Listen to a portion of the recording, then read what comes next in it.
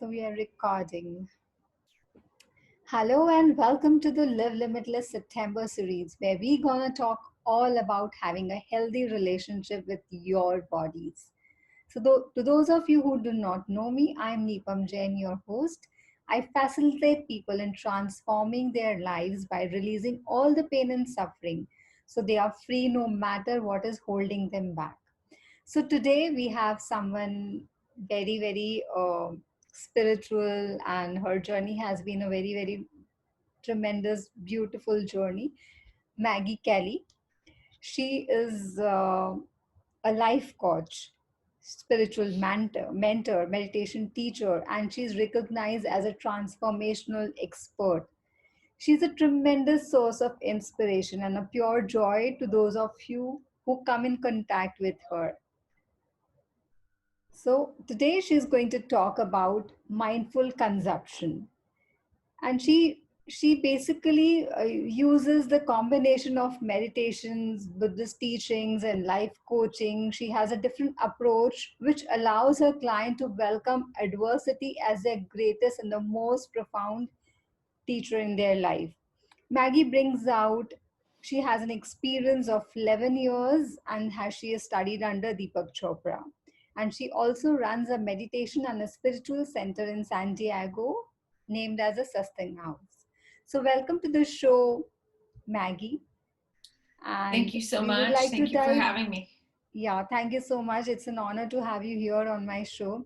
So we would like to dive deeper into your journey, that what made you choose this journey. And because as I was going through your bio, I came to know that you were into some corporate world and then you just shifted from there and started a different journey. So can we just know a little more about your journey? What made you choose this path? Over to Sure. you. Yeah, it's a little more complicated than just going from a major corporation um, and just deciding to go into a spiritual journey. I have two children, and my youngest was born chronically ill, Okay. and he has lung disease, life shortening and incurable. And I think at that time, it just kind of threw me off. I really, as a parent, you want to be able Yeah. to take good care of your children and you want to make sure to protect them. And this is one of those places where I couldn't really do more than I was already doing. I had to learn how to detach and let go. Okay. And I didn't really know how to do that. So I remembered having read a book written by Deepak Chopra when I was in college. And I had no idea at the time that his center, the Chopra Center for Wellbeing, was right in my backyard, 20 minutes Okay. away from me. Okay. So I decided that I would just try one of his programs. And every one of Deepak's programs begins with teaching you the practice of meditation, silent mantra based meditation. Okay. And from that point, in me making it a habit of meditation, I started to become more increasingly aware of the conversations that were going on in my head and some of the things that I could change that were in my control. Now, while my son's health is not so much in my control, Yeah. how I deal with it certainly is. So that's really the beginning, and that was in 2007, I think. Yeah, 2007. And I've been meditating ever since. I mean, I wouldn't go a day without it, really, seriously. Okay.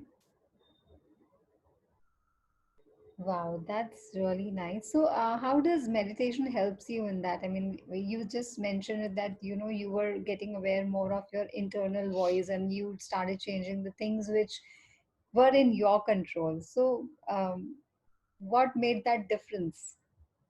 I think it's really important when we talk, you mentioned mindful consumption. When we're talking about mindful consumption, we're not just talking about what we eat. Yes. We're talking about what we take in from the environment, whether it's who's in our life. Is this person toxic to me or nurturing to me? whether is it necessary for me to watch the news, or does it activate me and make me feel angry? Um, do I need to spend time shopping or drinking or eating too much? So all of these, or what kind of music do I listen to? All of these things from our all five senses are very important for us to pay attention to in terms of what we're consuming, because consciousness is like a dry sponge, and it's just looking for something to eat. Okay. And that's eat in any one of your five senses. So if we're not conscious of what we're bringing in, our consciousness will just absorb whatever's there. So we actually have to be awake and aware and present in this moment, in each moment, so that we understand there are ways that we can protect our consciousness and thus our thinking. Because what it boils down to is we oftentimes don't even notice the internal dialogue that's going Exactly. on. And most people don't understand that we have about 75,000 to 80,000 thoughts a day. And 95% of those thoughts are repeat thoughts. So, in other words, we are just thinking about the same thing over and over and over again. So, it's a lot of ruminating, a lot of perseverating, a lot of worry.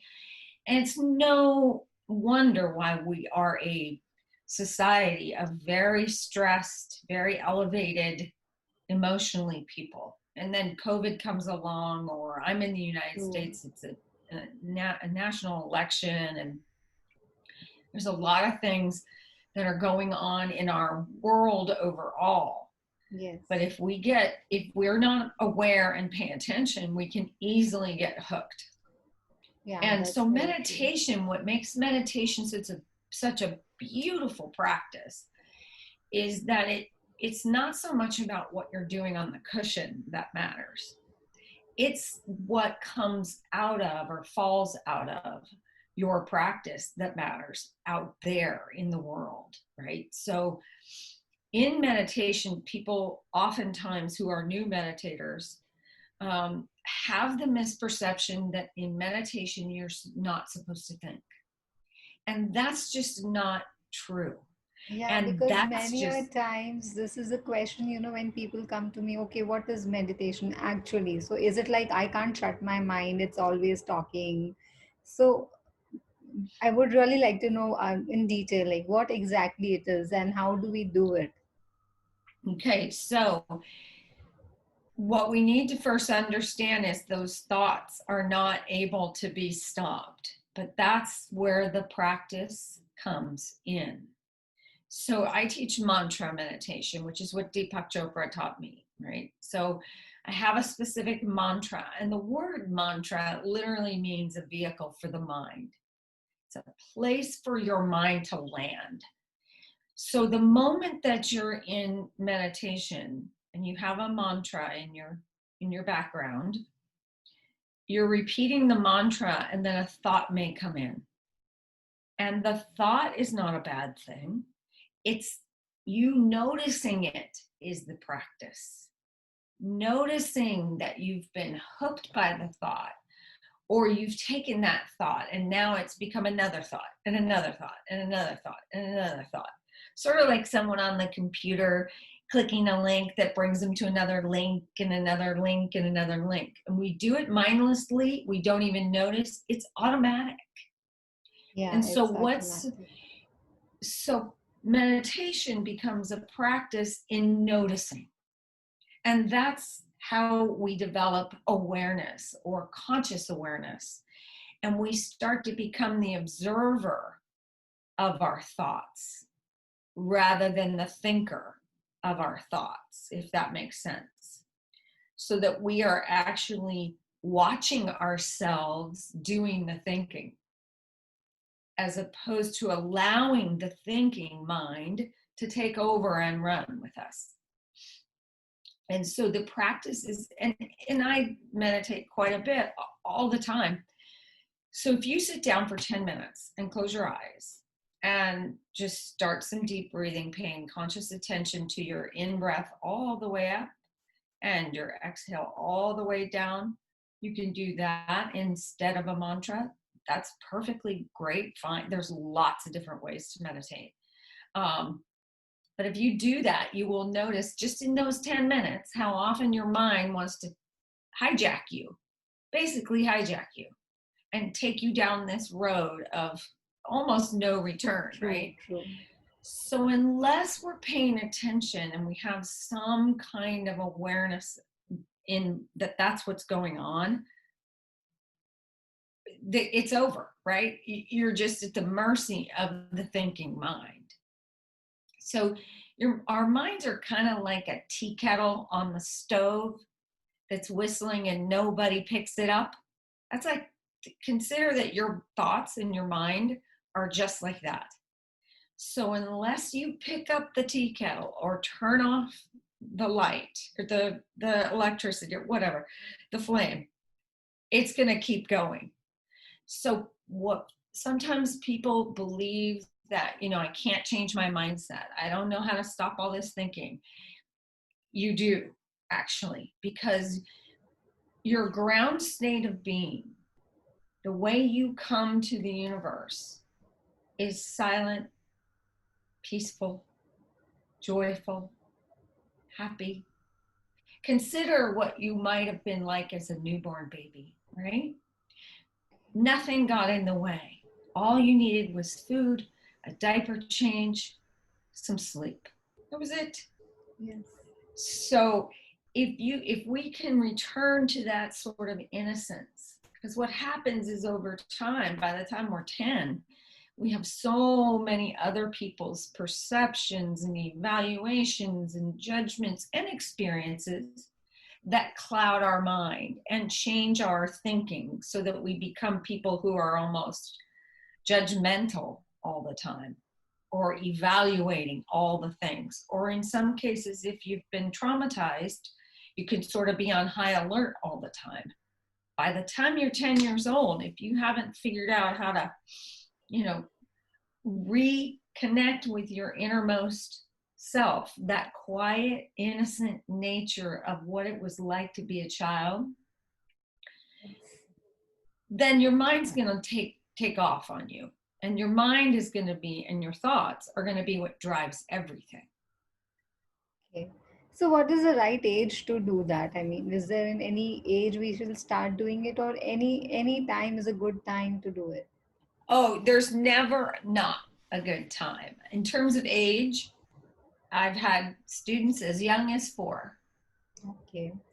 And Wow. the recommendation is for anyone under the age of about 15 to do 1 minute for each year of age. So with the 4-year-old, you do 4 minutes. And you can make it almost like a game. Like, let's see who can be quiet the longest, or just make Yes. it playful and fun. And then for anyone else, you can start meditating tonight, today, after this podcast, right? Yes. It really is a matter of what we're doing. What we're trying to do is remember ourselves, right? That's what Deepak loves Mm. to call it. You're remembering yourself. You're bringing Yes. yourself back to that ground state of innocence we were talking about before. And we can't do that if we're not conscious, right? Because there's just too much going on around us and we get too interrupted. So we do need to find a quiet space. Although Deepak says that he could sit in the middle of our New York City huge train station, Grand Central Station, and that he could sit in the middle of Grand Central Station and meditate and be just Wow. fine. Not me. Actually, it's difficult because it's such a noisy place. But yeah, But that's a that's the practice. practice, That's a right? practice.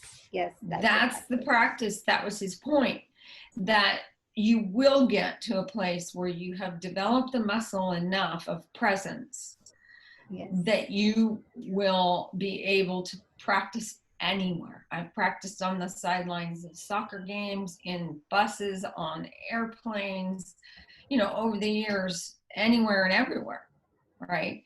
Because I know that if I don't do my daily practice, then that, like a muscle, when you work out, will atrophy, will get kind Hmm. of flimsy.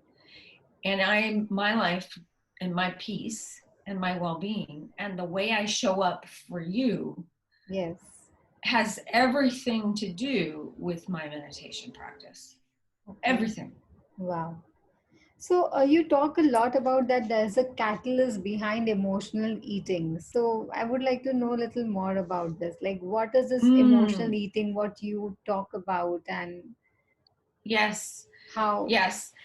We as a society, and some societies more than others, perhaps maybe the Western society more than yours, have a perception that happiness is somewhere out there, that it can be attained. That if I just reach far enough and I look hard enough and I grasp at something and hold on tightly, that I'll be happy. So, how many of us think that, oh, if I have this job, I'll be happier. If I have a husband or a wife, I'll be happier. If I have some children or a house or whatever, I'll be happier. Then we get that thing and we're no happier than we were before we had that thing. And so, one of the biggest misperceptions of reality is that happiness is out there somewhere and I Hmm. need to go get it. And I think that as human beings, we have been trained to work hard for what you want, and you'll be happy if you work hard. And for most of us, we're in a linear education system, right? You Yes. learn your alphabet, and then you learn to read, and that kind of thing, right?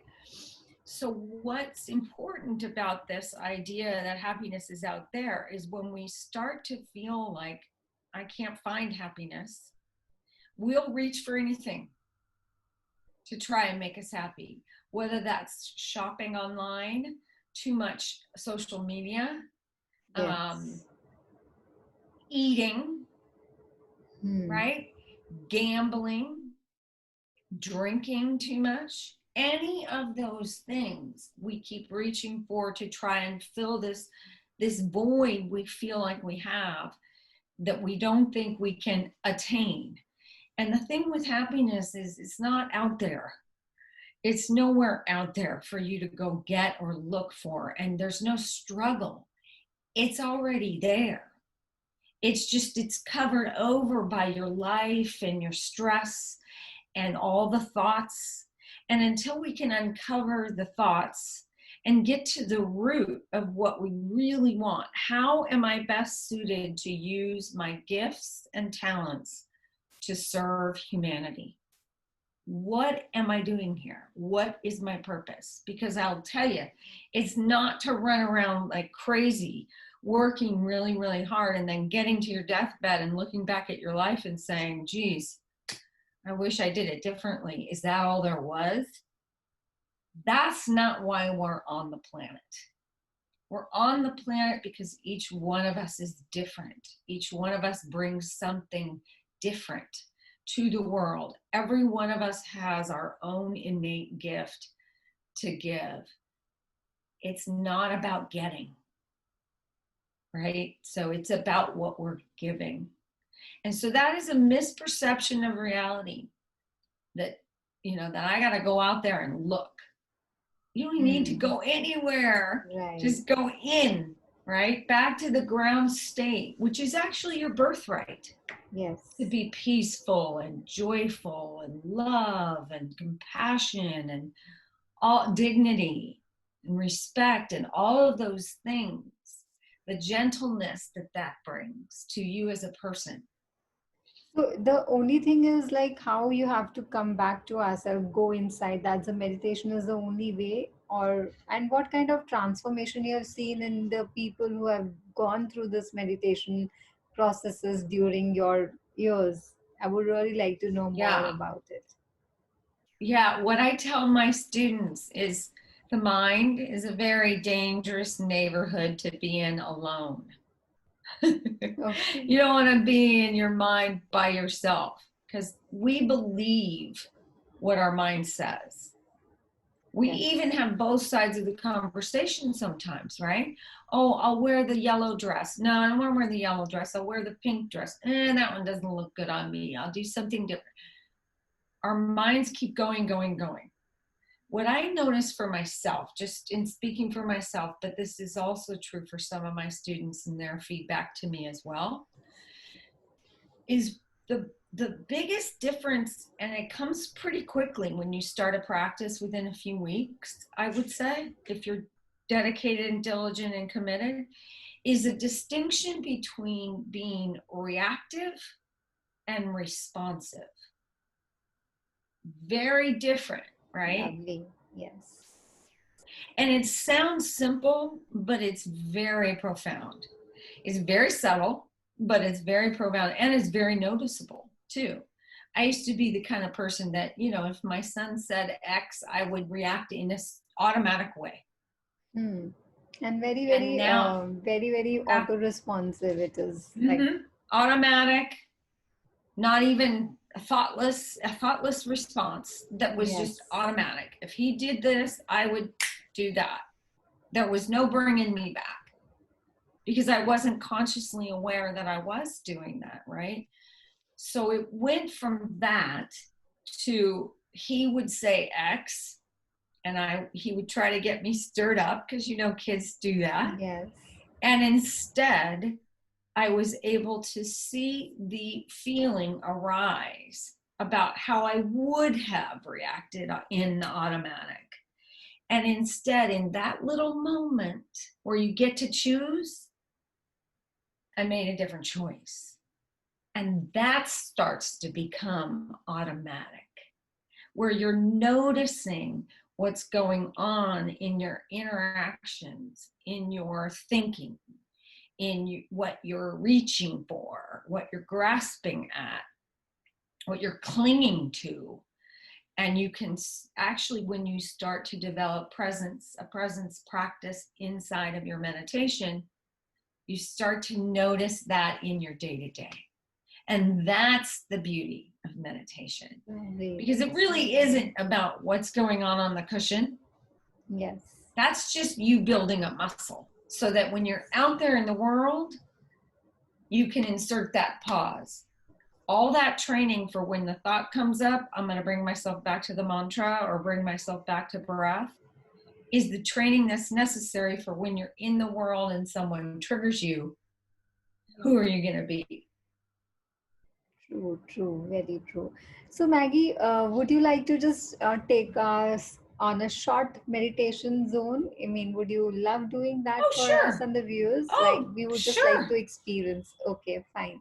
Yeah, I'll give us, 5 minutes? Yep. Okay, so just settle in, and unless you're driving, don't do this. So please be seated somewhere comfortable. Close your eyes. Just allow yourself to get comfortable. Take a few deep breaths.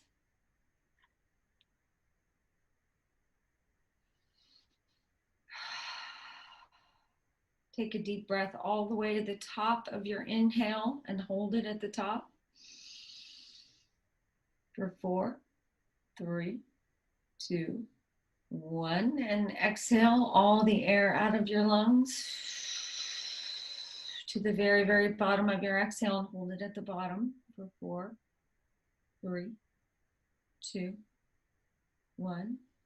One more time, all the way to the top and hold it for 4, 3, 2, 1. And exhale and release all the way to the bottom of your exhale and hold it for 4, 3, 2, 1. And release. Now just allow yourself to settle into your own pattern and rhythm of breathing.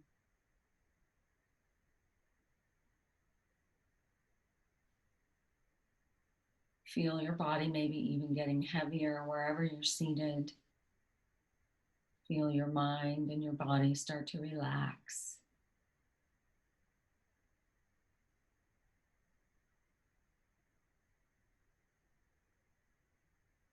And we're going to start we're going to use the mantra so hum silently to ourselves. So hum. And I'll repeat it again so you don't have to worry about remembering it right now. But go ahead and continue repeating the mantra so hum silently to yourself. It doesn't have any particular rhythm or speed. It doesn't need to line up to your breathing. So hum. And when you notice that your mind becomes distracted or thoughts come in, that's okay. Just gently guide yourself back to repeating the mantra, so hum. That is the practice. Noticing when your mind has drifted away and gently guiding yourself back to repeating the mantra, so hum, over and over again.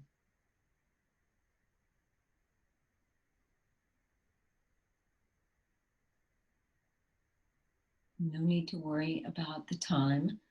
You'll hear a little chime when we're done here in a few minutes. We're not going to be here long. It's just a little taste. And just continue repeating, so hum. See if you can notice your mind getting distracted. And then bring yourself back. That is the practice.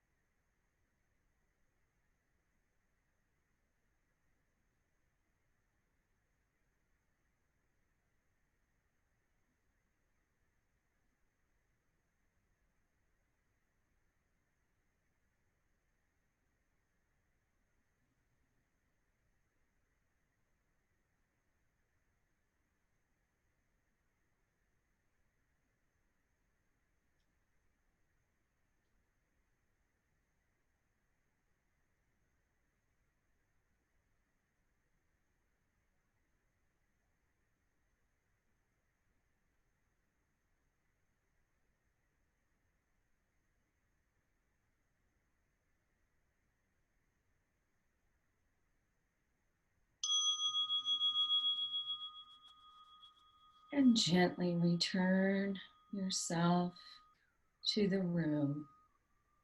And whenever you feel comfortable, slowly open your eyes.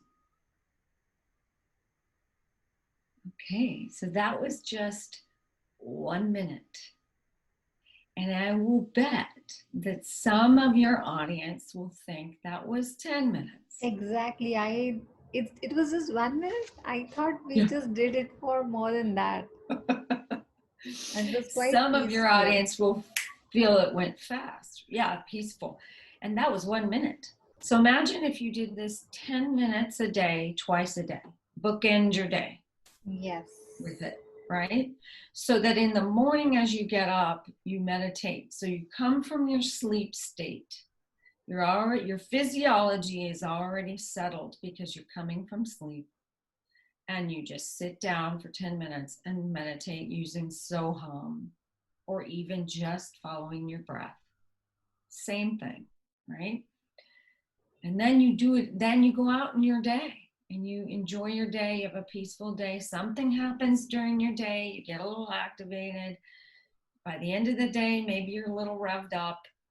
So in the evening, maybe before you have dinner, at 5 o'clock, 6, whatever time you have dinner, just before that, you meditate again, or a couple hours after eating. And the reason we don't want to eat prior to meditation is part of the process of meditation is the practice of yoga. It's part of the practice of yoga. And so, what we're trying to do in yoga, right, is create union in body, mind, and spirit. And so, in order for our minds to settle down, we have to also settle our physiology. So, we have to settle our body. They're all three interconnected. So, it's like a three-legged stool. If one of the legs falls over, the whole stool will fall over. So when we're out of balance in body or in mind or in spirit, something doesn't feel right.